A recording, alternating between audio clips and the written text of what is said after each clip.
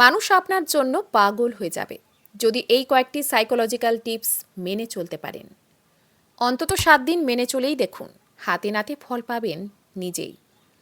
ব্যস্ত আছি বলতে শিখুন। ফ্রি থাকলেও সাথে সাথে কেউ ডাকলেই যাবেন না।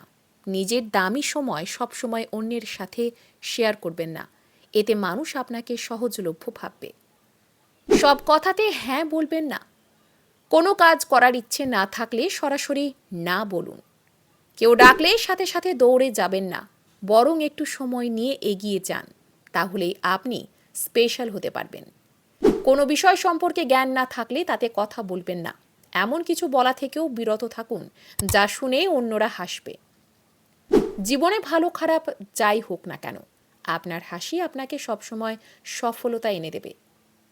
নিজের শরীরের যত্ন নিন, শুধুমাত্র শরীর ভালো দেখানোই নয়, নিজের আত্মবিশ্বাস বজায় রাখুন।